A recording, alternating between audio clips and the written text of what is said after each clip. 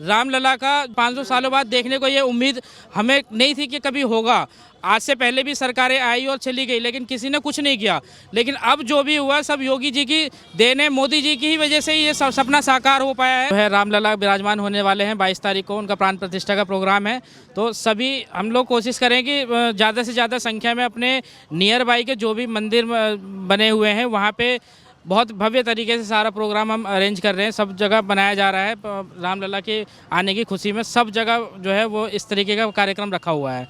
तो जन जन के जो है मानव के मन में जो है उल्लास का विषय है और सब लोग जो है उत्साहित हैं कि उस दिन का 22 तारीख को लेकर के। लेकिन कुछ लोगों को, राजनीतिक पार्टियों को जो है निमंत्रण दिया जा रहा है, जैसे कांग्रेस ने ठुकरा दिया है, तमाम और कई पार्टियां हैं। उन लोगों का कहना है कि भारतीय जनता पार्टी का जो है राजनीतिक प्रोग्राम है। ऐसा देखो देखो राजनीतिक पार्टियां जो है वो हर मुद्दे पे, चाहे वो पानी हो, बिजली हो या सड़क से रिलेटेड हो, किसी भी चीज़ को लेके वो राजनीतिक मुद्दे को जाहिर करते ही करते ही हैं। लेकिन सबको ये समझना चाहिए कि हिंदू धर्म, जितने भी हिंदू सनातनी धर्म के लोग हैं, सबको ये समझना चाहिए कि राम सभी के हैं।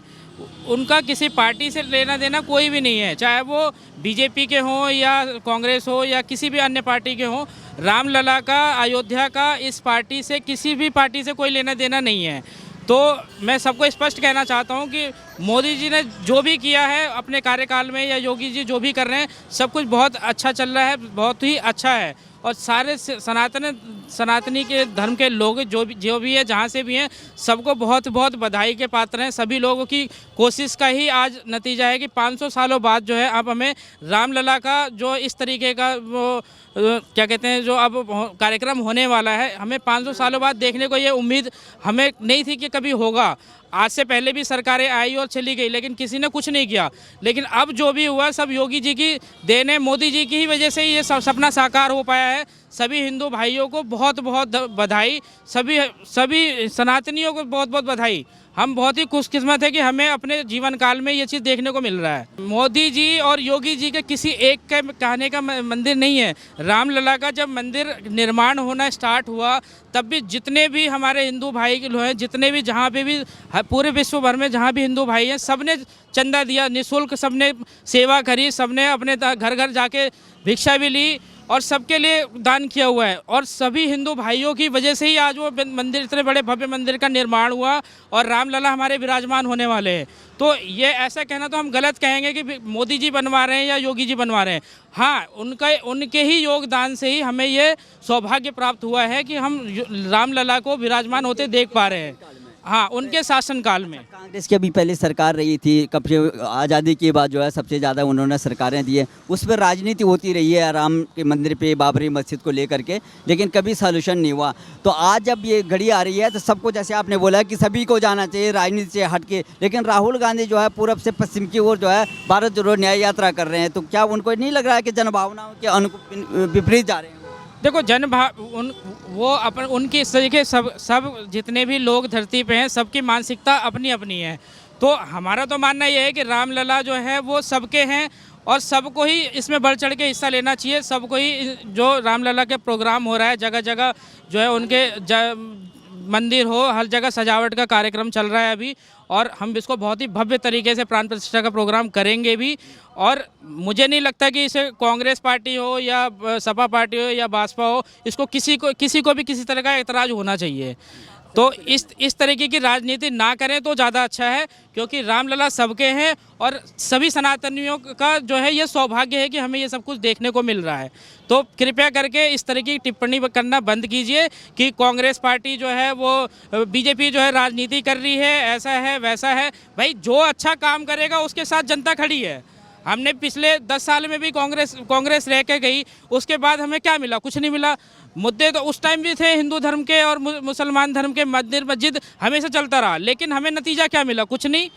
लेकिन जो कुछ भी आज हुआ, आज हमारे मोदी जी के प्रयास से आज देश हमारा कहाँ से कहाँ पहुँच गया और हर चीज़ में हमें सुविधा मिल रही है। रामलला का इतना भव्य मंदिर जो कि कभी सपनों में सोचा नहीं था सबने, आज हमें वो देखने को मिल रहा है। 2024 में के चुनाव भी नज़दीक आ गए हैं, ये अभी चुनाव होने वाले हैं लोकसभा के, इसको मद्देनज़र सब लोग राजनीति कर रहे हैं और ये आपने देखा होगा पूरा देश का विपक्ष जो है एकजुट होकर के मोदी जी को बाहर करने की बात कर रहे हैं। तो क्या देखो विपक्ष का तो काम है हमेशा बातें बनाना, क्योंकि जब भी कोई चुनाव आने वाला होता है तब वो 4-6 महीने पहले जो है पार्टी अपने प्रचार में निकलती हैं, घर घर जाती हैं और सबको आश्वासन दिया करती हैं कि आज ये हो जाएगा, वो हो जाएगा, बिजली आ जाएगी, पानी आ जाएगी, सब कुछ हो जाएगा। लेकिन जो भी आता है सब अपनी जेब भरने के पहले सोचते हैं जी, ठीक है। तो मेरा मानना तो यही है कि अभी तक सब सारे जितने भी विपक्ष के लोग हैं सबको भली भांति पता चल गया होगा कि अब उनकी दाल गलने वाली है नहीं, ठीक है, क्योंकि मोदी जी आज बहुत ही अच्छी तरीके से सारा काम कर रहे हैं। तो हमें किसी अलग किसी के पार्टी की किसी की ज़रूरत है नहीं हमें। जो शंकराचार्य हैं उन्होंने मना कर दिया साफ, ठीक है, उनको कि अभी 40% कंस्ट्रक्शन भी अभी नहीं हुआ है, ठीक है, और प्रेम प्रतिष्ठा जो है उसकी की जा रही है और वही पौष का महीना है, शंकराचार्य ने अशुभ बताया है, ठीक है। तो जो शास्त्र हैं उनके के अकॉर्डिंग जो नहीं हो रहा है। मेन चीज़ क्या है कि सर आप देखो ना, बेरोजगारी कहाँ पहुँची, महंगाई क्या हुई, नौकरी क्या हुआ, पढ़ा लिखा सब बेरोजगार घूम रहा है, ये भी तो ज़रूरी चीज़ है ना। इस पर कौन जवाब देगा? सरकार की जिम्मेदारी बनती है। पिछले 10 सालों में क्या हुआ आप एक बताओ। पहले 70 लोग कहते हैं 70 सालों में कांग्रेस ने क्या किया। 70 साल पहले 70 सालों में सिर्फ 55 लाख करोड़ का कर्जा था सरकार देश के ऊपर। जितना मोदी जी के राज्य में मतलब उनके रीजन में जितना काम हुआ विदेशों से लेकर के और अपने देश में, इतना आज तक कोई सरकार नहीं किया। इतना दिन देश आज़ाद हुए हुआ कोई भी कुछ भी नहीं किया। हर पब्लिक के लिए जातिवाद का भी भेदभाव नहीं रखना। जो भी मतलब इनका जो आता है विकास का काम, मतलब या पब्लिक को जो भी सुविधाएं उपलब्ध होनी चाहिए वो सारी सुविधाएं सबके लिए है। ये नहीं कि ये जातिवाद पे पहले था, कोटे के हिसाब से होता था। आज के डेट में कोटा वाला सिस्टम नहीं है। आज के डेट में जो भी है वो कोटा से मुक्त है। जो भी सुविधा हर व्यक्ति को दिया जा रहा है, जो सुविधा मिल रहा है एक अब यहाँ जातिवाद नहीं है, यहाँ हाँ सबको मिल रहा है। अमीरी और गरीबी का इस देश में दो ही चीज़ है, अमीर और गरीब, न कि हिंदू और मुस्लिम या चाहे ब्राह्मण या राजपूत का ठाकुर या SC SC, कोई इसका कोई भेदभाव नहीं है मोदी जी के रीजन में। प्रधानमंत्री यही तो कह रहे हैं कि मेरे लिए जो केवल 2 जातियां हैं, एक अमीर, हाँ अभी 4 जातियां बोला। अब पहले वो कहते थे कि मेरे लिए 2 जातियां, एक अमीर और एक गरीब। मैं उनको जो है समानता देखना चाहता हूँ, ये कहते हैं। अब अभी कहीं कहीं ये जातिवाद का जातीय जनगणना हो रहा है, इससे क्या फ़ायदा होगा? हर जाति में लोग अमीर हैं और हर जाति में लोग गरीब हैं। हिंदू राष्ट्र तो ऑलरेडी है ही, सनातन धर्म तो एक ही था, उसी में से तो अलग अलग बट कर डिवाइड हुआ। तो ये आज का तो है नहीं। ये राम जन्मभूमि हिंदुस्तान के अंदर ही तो ये जन्म लिए थे, तो वो अगर वहाँ मंदिर बन ही रहा है तो कौन सा खराब बन रहा है? सभी राम के वंशज हैं, सारे राम के ही वंशज हैं। तो यहाँ हिंदू मुस्लिम और सिख ईसाई ये बांट करके, लेकिन किसी भी कौम में ये भी नहीं बताया जाता। भगवान को सिर्फ और सिर्फ एक ही माना जाता है। हर किसी में भी लाइएगा तो एक ही है कि ये जाति के लोग इतने हैं तो इसमें वोट बैंक ज़्यादा होगा, तो चलो इसको ये किया जाए। समझ रहे हैं कि जन भावनाएं जो है इस समय भगवान राम की प्रति। इस टाइम सारी दुनिया मतलब अपने हिंदुस्तान के लोग, चाहे हिंदू हो चाहे मुस्लिम हो, मुस्लिम के ही वर्ग के लोग मतलब एक कटाक्ष करते थे। आज के डेट में देखिए कितने % उसमें जुटे हुए हैं और दान दे रहे हैं। एक कितना हर्ष और उल्लास के साथ उन लोगों के भी मन में खुशी है।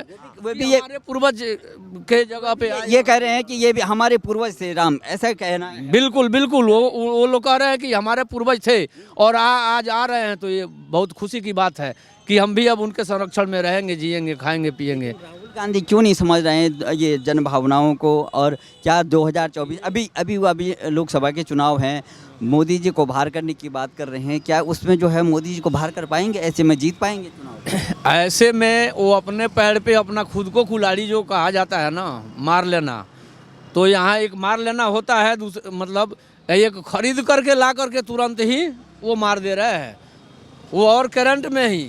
अब इसमें क्या है कि लोग आज के डेट में पहले जैसे अनपढ़ गंवार है नहीं, कुछ तो शिक्षा जरूर हुई, तो लोगों को अब ये समझ आ चुका है।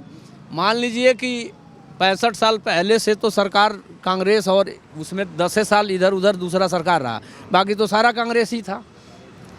क्या हुआ, किसके लिए, कौन से में हुआ, क्या चीज़ के मतलब दिशा में जाइएगा तो उसमें देखा जाए कि ये ऐसे हुआ था। कहते हैं कि मोदी जी का आज राम मंदिर की, राम को भी अपना बताते हैं, भगवान को भी अपना बताए हैं, राम मंदिर को अपना बता रहे हैं। और हम भी कहते हैं कि ये हमारे अपने हैं। तो सुप्रीम कोर्ट का फैसला है तब उसमें साथ सहयोग क्यों नहीं दे रहे हैं?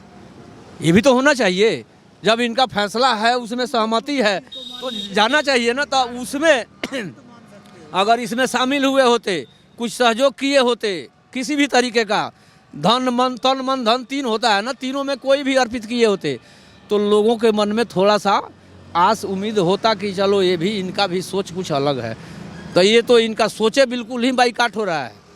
पूरा विपक्ष जो है अलग एकजुट होकर के, आपने देखा महागठबंधन भी बना होने के बावजूद ये भी कुछ भी नहीं कर पाएंगे। मोदी जी को बाहर कर पाएंगे। मोदी जी को बाहर करना तो एक जन्म नहीं, और वो भी राहुल गांधी जैसे व्यक्ति 10 जन्म लेगा तो भी नहीं बाहर कर पाएगा।